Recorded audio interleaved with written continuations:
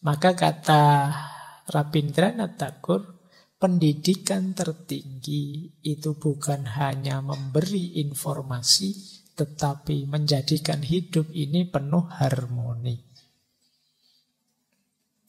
Yang kedua, beliau juga menyatakan, jangan membatasi anakmu dalam caramu belajar, karena dia lahir di waktu yang berbeda.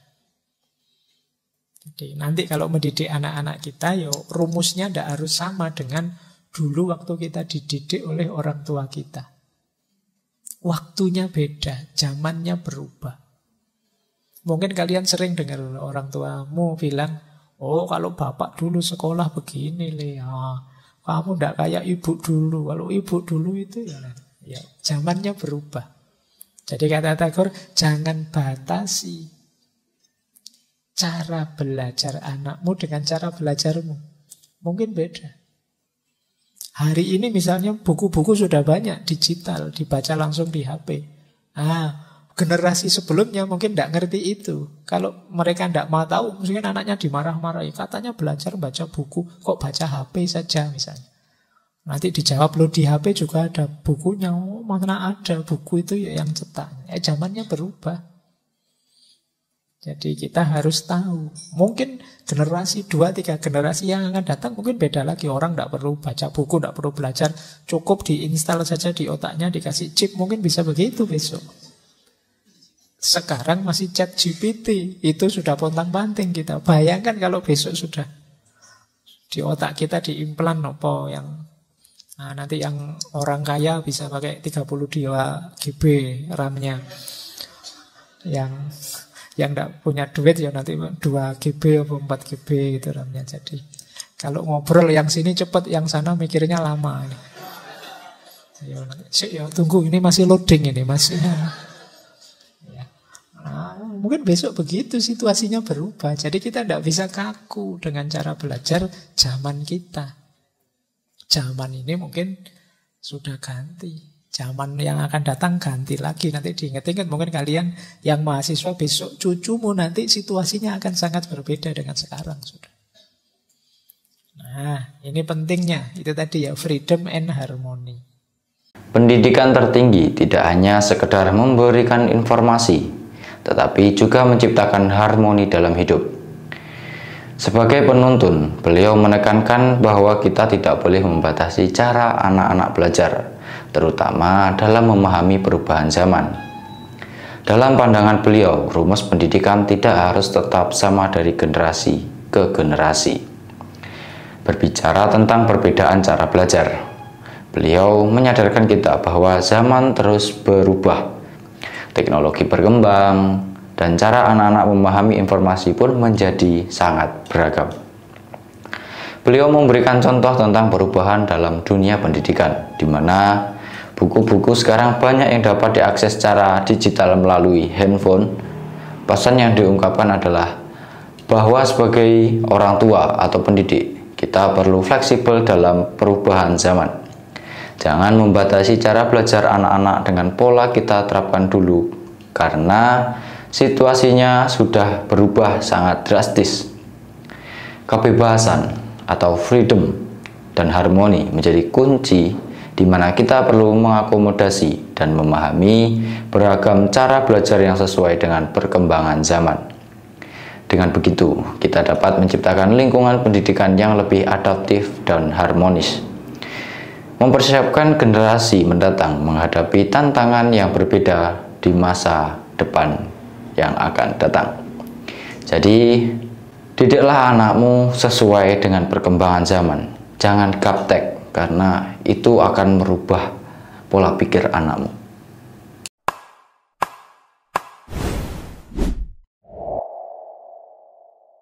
Baik, kita lanjutkan. Ini ngomong puisi, ada puisi menarik. Ini kalimatnya Tagore pada ayahnya. Apa sih keinginan dia dengan sekolah-sekolahnya? Kata dia, di mana pemikiran tidak lagi ketakutan dan kepala tinggi ditegakkan, di mana pengetahuan bebas berkeliaran dan dunia tidak terpisah-pisah dalam pecahan-pecahan kecil berserakan, di mana akal yang jernih tidak hilang kendali, menerangi padang pasir suram dan lembah kematian. Menuju kebebasan, menuju surga kebebasan semacam itulah ayah. Biarlah negaraku membuka matanya. Jadi ini idealisme pendidikannya Tagore. Orang percaya diri, dunia yang saling mendukung, tidak pecah-pecah kecil berserakan, pengetahuan bebas dikembangkan, akal jernih tidak dikotori oleh kepentingan-kepentingan. Itulah surganya dunia pendidikan yang disampaikan oleh Tagore pada ayah beliau.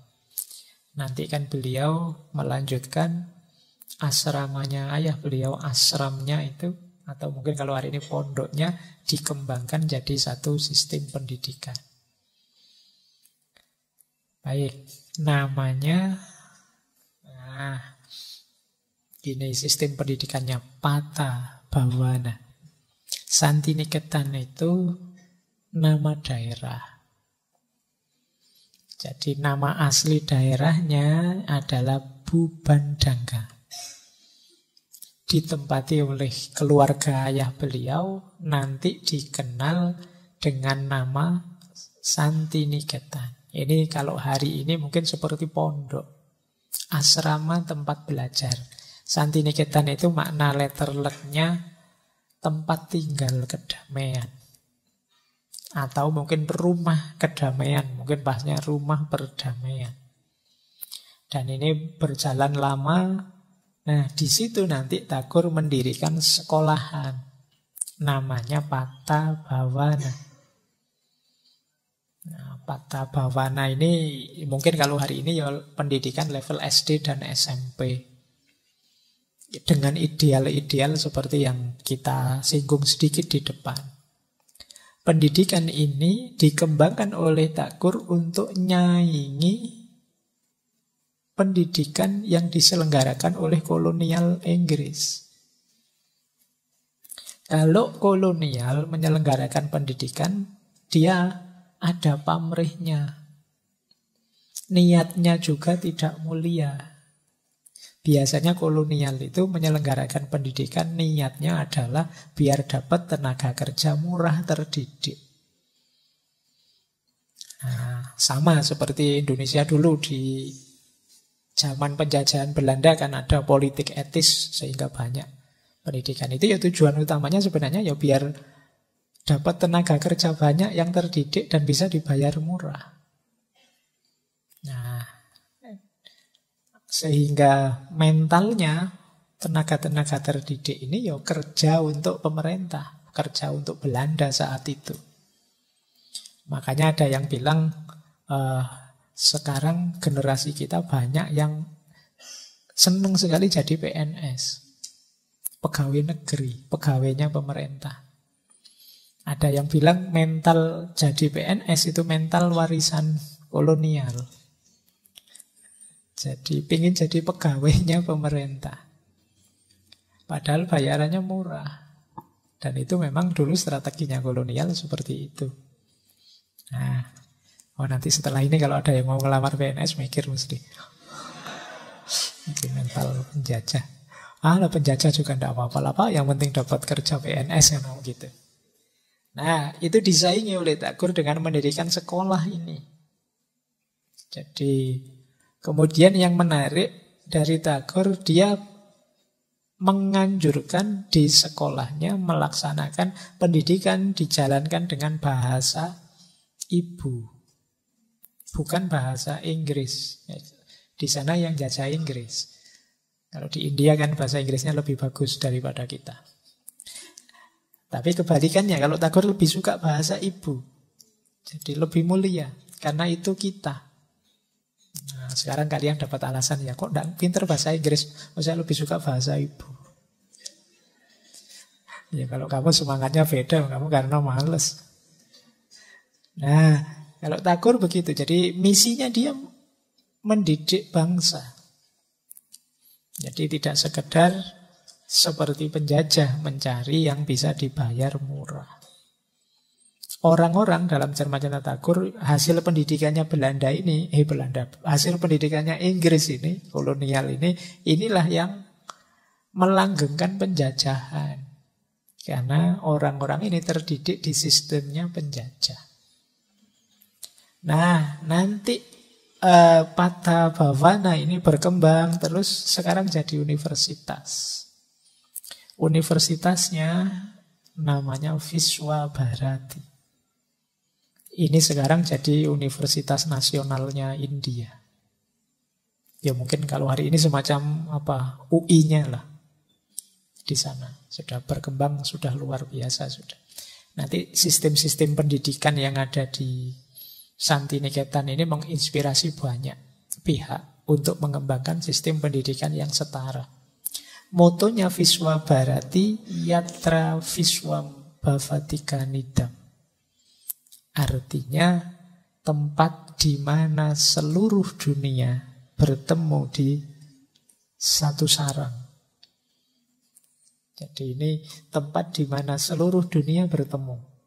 Karena beliau tadi mengembangkan cara berpikir internasional. Cara berpikirnya seperti ini. Ini kalimat dari beliau. Viswa Bharati mewakili India, di mana dia memiliki kekayaan pikiran yang berguna untuk semua orang. Viswa Bharati mengakui kewajiban India untuk menawarkan kepada orang lain keramahan budaya terbaiknya dan juga hak India untuk menerima yang terbaik dari orang lain. Jadi ini kalimatnya menurut saya menarik. Jadi kita ini punya khazanah, kekayaan pengetahuan yang luar biasa, yang ini bisa berguna tidak hanya untuk kita, tapi juga untuk banyak orang dan juga semua orang di seluruh dunia. Nah, universitas ini kita bangun untuk itu, untuk menyebarkan kemanfaatan guna dari pengetahuan kita pada bangsa-bangsa lain. Tapi sekaligus mengklaim kita juga punya hak untuk mengambil manfaat dari yang lain untuk kita. Jadi silahkan keluhuran, ketinggian, keilmuan kita dipelajari, dimanfaatkan. Kita juga akan belajar memanfaatkan keilmuan-keilmuan yang lain. Makanya seluruh dunia bisa bertemu di sini. Kita tidak eksklusif. Setiap bagian dunia punya kearifan, punya wisdom, punya sistem pengetahuannya sendiri-sendiri. Yang ini kalau saling berdialog, saling bertemu, saling memberi masukan, dunia ini akan luar biasa. Sementara selama ini kita lebih banyak tersekat-sekat, terpecah-pecah, mengisolasi diri, egois, mikir benar dan enaknya sendiri ya. Akhirnya tidak saling memberi manfaat. Jadi Tagore ingin, yuk kampus kita ini kampus yang saling memberi manfaat. Jadi kita punya khazanah luar biasa, silahkan kalau yang lain memerlukannya, tapi kita juga memerlukan banyak dari yang lain. Di sini kita bisa berdialog. Makanya tadi saya bilang beliau agak tidak setuju dengan model eksklusif, menyendiri, tidak mau bersentuhan dengan yang lain. Jadi ini konkret yang dilakukan oleh Tagore. Jangan dikira langsung sukses ya. Pertama kali beliau buka sekolah model alam itu muridnya cuma 5. Itu mungkin sama saja dengan jumlah putra beliau. Beliau juga punya anak 5. Jangan-jangan anaknya sendiri. Tapi tidak, karena putra beliau yang 5 itu nanti meninggal 4.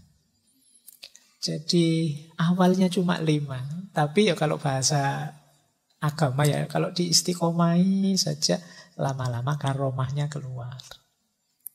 Jadi akhirnya jadi besar, menginspirasi. Tidak hanya di India, banyak sistem-sistem pendidikan lain yang dibikin seperti itu. Akhirnya menginspirasi, seperti saya bilang tadi, menginspirasi juga di Indonesia pada Ki Hajar Dewantoro.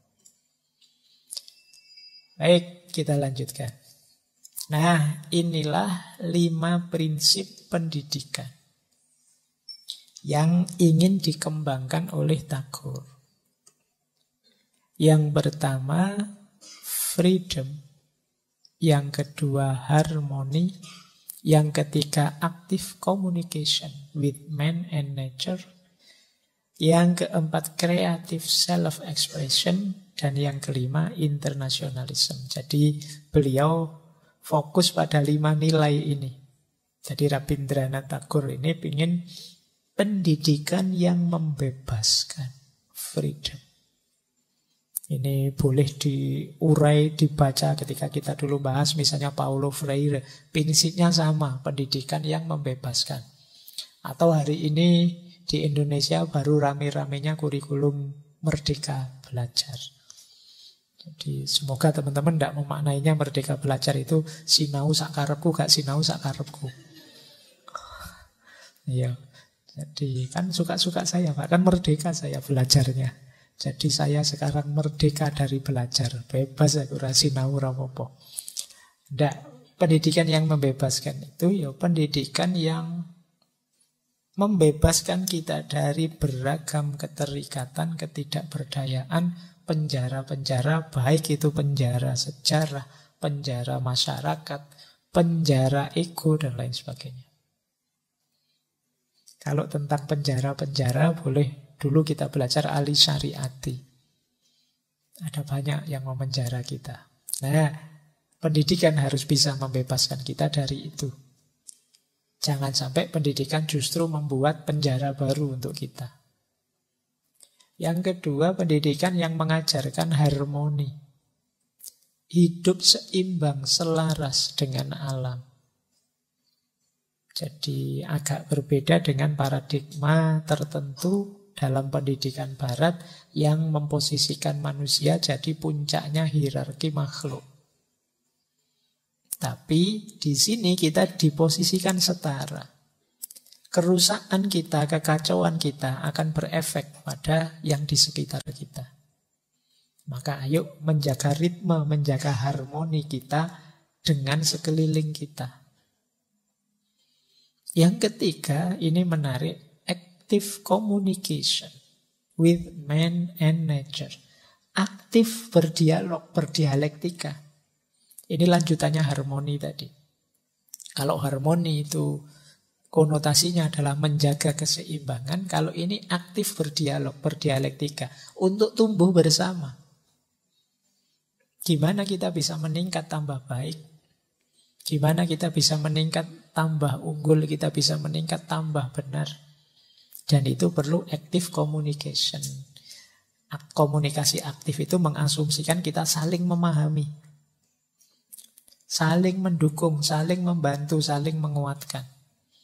Jadi melahirkan orang-orang yang terbuka, bukan orang-orang yang egois. Yang hanya mengejar senangnya sendiri atau enaknya sendiri. Yang keempat, creative self-expression. Ekspresi diri yang kreatif, tidak monoton. Jadi kita menggembleng diri kita sampai ke level kita percaya diri untuk menampilkan diriku. Nah, kalau teman-teman mungkin ada yang minder, ada yang malu-malu mengekspresikan dirinya, semoga ada sistem pendidikan yang membuat kita percaya diri. Berani mengekspresikan diri. Kadang-kadang kita, seperti dulu saya bilang tidak saja tidak berani kita. Bilang tidak suka, tidak berani. Menyatakan keinginan, tidak berani. Kalau ditanya apa-apa, saya ikut saja lah Pak. Sebagian besar begitu. Saya sering sekali ada yang ngundang saya. Terus temanya apa? Temanya terserah Bapak saja. Jadi temanya terserah saja. Itu berarti saya ngomong apa saja boleh. Apa sana tidak ada keinginan? Ya mungkin ada, tapi ya menurut kami lebih baik Bapak saja yang milih. Itu tidak percaya diri. Jadi keinginannya sendiri tidak berani disuarakan. Banyak di antara kita mungkin masih begitu. Nah, semoga ada sistem pendidikan yang mengupgrade situasi ini. Kita lahir jadi orang percaya diri meskipun tetap tahu diri. Ya jangan hanya percaya diri tapi tidak tahu diri. Kepercayaan diri kita didasari kita tahu diri. Oh, kalau sampai level ini saya bisa lah, tapi lebih dari itu saya masih belum, masih belajar. Nah, ini jadi kita butuh orang-orang seperti ini. Dan yang terakhir, internasionalisme. Internasionalisme itu ya tadi, terbuka untuk berdialog, bergaul, bekerja sama, saling membantu, saling menolong, saling mengisi. Maka kata Rabindranath Tagore, pendidikan tertinggi itu bukan hanya memberi informasi, tetapi menjadikan hidup ini penuh harmoni. Yang kedua, beliau juga menyatakan, jangan membatasi anakmu dalam caramu belajar, karena dia lahir di waktu yang berbeda. Jadi nanti kalau mendidik anak-anak kita, ya rumusnya tidak harus sama dengan dulu waktu kita dididik oleh orang tua kita. Waktunya beda, zamannya berubah. Mungkin kalian sering dengar orang tuamu bilang, oh kalau bapak dulu sekolah begini, Lea. Kamu tidak kayak ibu dulu. Kalau ibu dulu itu ya zamannya berubah. Jadi kata Tagore, jangan batasi cara belajar anakmu dengan cara belajarmu. Mungkin beda. Hari ini misalnya buku-buku sudah banyak digital, dibaca langsung di HP. Generasi sebelumnya mungkin tidak ngerti itu. Kalau mereka tidak mau tahu, mungkin anaknya dimarah-marahi. Katanya belajar baca buku, kok baca HP saja misalnya. Nanti dijawab, loh di HP juga ada bukunya. Oh, mana ada buku itu ya yang cetak. Zamannya berubah. Jadi kita harus tahu. Mungkin generasi 2-3 generasi yang akan datang mungkin beda lagi. Orang tidak perlu baca buku, tidak perlu belajar. Cukup diinstal saja di otaknya, dikasih chip. Mungkin bisa begitu besok. Sekarang masih chat GPT. Itu sudah pontang-panting kita. Bayangkan kalau besok sudah di otak kita diimplan apa yang nanti yang orang kaya bisa pakai 32 GB RAM-nya. Yang tidak punya duit ya nanti 2 GB atau 4 GB gitu RAM-nya. Jadi kalau ngobrol yang sini cepat, yang sana mikirnya lama. Ya tunggu, ini masih loading ini masih. Mungkin besok begitu situasinya berubah. Jadi kita tidak bisa kaku dengan cara belajar zaman kita. Zaman ini mungkin sudah ganti. Zaman yang akan datang ganti lagi. Nanti diingat-ingat mungkin kalian yang mahasiswa besok cucumu nanti situasinya akan sangat berbeda dengan sekarang sudah. Nah, ini pentingnya. Itu tadi ya, freedom and harmony. Lanjut. Kalau ini mungkin umum saja saya baca sebentar ya. Yang dikembangkan oleh Rabindranath Tagore, kalau cara ngajar itu macam-macam, yang beliau sering lakukan 3 ini. Yang pertama, teaching by traveling. Ini bukan study tour ya.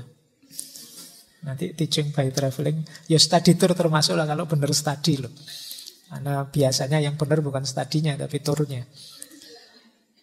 Teaching by traveling itu yuk belajar di luar sambil jalan, sambil lihat situasi. Jadi learning by doing. Ngalami dan belajar langsung dari pengalaman. Itu teaching by traveling. Tidak sekedar baca buku dapat informasi dari tulisan. Biasanya yang ngalami langsung itu lebih masuk. Kalian ngalami apa sendiri dengan baca buku tentang hal itu biasanya lebih ingat yang ngalami langsung. Kadang-kadang yang di buku yang benar tapi pengalaman beda. Kadang-kadang kita lebih percaya pengalaman. Misalnya jatuh berdarah terus zaman saya kecil dulu kasih ludah saja, kita ludahi gitu. Mungkin di buku ada jangan langsung diludahi ya, di ludah itu ada kuman apa ya, enggak apa-apa diludahi saja, pengalamanku gitu kok. Nah, ini pengalaman kadang-kadang lebih menancap, lebih masuk dibandingkan sekedar ceramah. Jadi itu gaya ngajar yang direkomend. Yang kedua, diskusi dan tanya jawab. Jadi karena dalam tanya jawab, dalam obrolan itu biasanya ada pendalaman-pendalaman langsung. Akal jadi sangat aktif. Kalau seperti ini ceramah kan akal kalian tidak terlalu aktif, tinggal standby saja nanti info masuk. Tapi kalau dialog, kamu kan juga gerak. Nah, makanya saya bilang ngaji kayak gini tidak terlalu efektif. Kalau ingin efektif ada dialog. Nah, itu model kedua yang ditawarkan. Yang ketiga adalah activities. Jadi di sekolahnya beliau itu tidak sekedar materi, tapi ada banyak kerajinan-kerajinan, tari, musik, drama, melukis, menari. Jadi ini lebih mudah masuk materi, lebih mudah masuk pembentukan diri karakter tadi lewat activities method. Diceramai kamu yang teliti ya, dibandingkan dengan ayo latihan bikin gambar yang detail, yang teliti. Itu lebih masuk bikin gambar yang detail, yang teliti. Itu namanya activity method. Latihan telaten misalnya. Kalau mewarnai jangan lewat garis ya. Sudah latihan telaten, bentuk karakter telatennya dari mewarnai misalnya. Nah ini namanya activity method. Jadi metode beraktivitas untuk memasukkan ilmunya. Baik, ini saya cepat saja karena ada banyak metode-metode yang sebenarnya yang beliau pakai. Nah, ini sekolah ideal. Versi Rabindranath Tagore. Kalau kalian yang pernah mondok, ini rasanya kayak pondok. Jadi sekolah ideal itu ashram. Ashram itu ya kayak asrama lah, persis pondok pesantren. Tapi jauh dari kota. Ya. Kenapa jauh dari kota? Biar lebih dekat dengan alam. Lebih damai kalau bahasa di bukunya. Lebih mudah kita belajar langsung dari alam. Nah, siapa yang kampusnya di tengah kota, sulit menemukan kedamaian, kejernihan. Kayak saya dulu kalau kuliah di UIN itu baru asik-asik dosennya ngomong pesawat lewat. Jadi ya, nah, oke ya. Jadi perhatikan kalau bisa ini ya, sekolahnya di yang tidak terlalu ramai maksudnya. Oh saya dulu juga gitu Pak, SD-nya, saya anak desa, ya Alhamdulillah. Jadi sekolah-sekolah yang hidup bersama seperti asrama, kemudian jauh dari keramaian. Terus real, hidup dalam berbagai aspek seutuhnya, dalam segala aspeknya. Yang di situ ya akal, ya profesional, ya moral, ya spiritual itu digarap semua. Dan guru dan siswanya tinggal bareng. Sehingga guru itu tidak sekedar engar sosum tulodo kalau seperti sekolah-sekolah, tapi juga ing madya mangun karso dan tutwuri andayani. Murid bisa meneladani gurunya, guru bisa memberi contoh langsung, sekaligus membangun kreativitas bersama, sekaligus menanamkan karakter. Nah, ini sekolah ideal versi Tagore. Jadi silahkan kalian boleh pro, boleh kontra. Tapi beliau mengidealkan ini. Dengan sistem seperti ini nanti diadopsi juga oleh Ki Hajar. Meskipun sekarang sekolah-sekolah kita ya sebagian besar pulang pergi. Dan itu agak sulit membentuk karakter seutuhnya. Karena ketemunya parsial-parsial. Sebentar-sebentar. Tidak bisa utuh, tidak bisa kuliah, tidak bisa sepenuhnya. Baik, saya lanjutkan. Nah, kalau ini guru ideal. Guru ideal itu yang pertama meyakini kemurnian anak-anak dan memperlakukannya dengan penuh cinta dan empati. Semoga kalau ada yang malam hari ini guru hadir, semoga tidak yang menganggap murid, siswa, anak-anak itu sebagai beban. Sebagai tugas saja yang membebani. Jadi, ya ini seperti hukum timbal balik sih. Kalau kita hanya memposisikan mereka sebagai beban, demikian pula mereka akan menganggap kita sebagai bebannya mereka. Akhirnya dua-duanya sama-sama mengeluh. Guru nih sambat, aduh murid-murid hari ini berat-berat. Muridnya juga begitu, aduh tugas terus. Jadi dua-duanya sambat, tidak ada yang bahagia, tidak ada yang gembira. Jadi bagaimana proses pendidikan yang pesertanya semuanya tidak gembira? Muridnya stres dihajar tugas, gurunya stres dihajar administrasi. Baik, ya ini bahan refleksi-refleksi ya. Jadi kata Tagore, yuk kita yakini bahwa anak-anak kita ini murni, bersih, potensial. Ayo kita ngomong, ayo kita kawal, kita tuntun dia dengan penuh cinta kasih, mengaktualkan potensi-potensinya. Yang kedua, guru ideal itu tidak book-centered. Book-centered itu terlalu kaku, terikat oleh buku. Tapi mampu membangun suasana yang lebih cair, mampu menciptakan suasana yang mendorong anak belajar. Kadang-kadang kan kita yang jadi guru itu terlalu kaku dengan bukunya.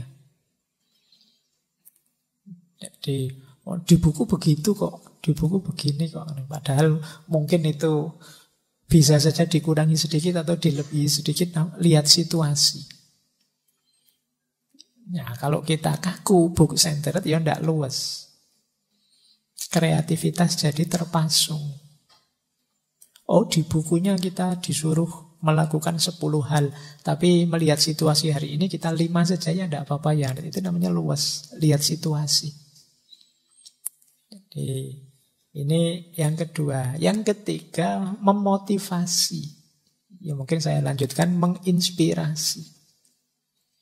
Jadi anak itu pada akhirnya gerak sendiri untuk belajar. Tidak dituntun terus, diarahkan terus. Dia tahu apa yang harus dia lakukan yang baik. Kalau guru bisa begini, dia sukses. Sukses memotivasi, menginspirasi. Kemudian mengobservasi. Oh, anak ini pinter. Dia dibandingkan temannya, dia maju 2 langkah. Kalau temannya nyampe sini, dia sudah nyampe sini. Nah, ini guru yang baik. Jadi tidak mengeneralisir muridnya. Alah di kelas ini malas-malas semua misalnya. Itu mengeneralisir. Oh, anak ini beda dengan temannya.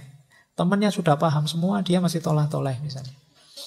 Wah, ini loadingnya lama ini. Yang lain ketawa selesai, dia baru ketawa. Misalnya. Loh, ini guru harus punya catatan semua detail tentang siswanya.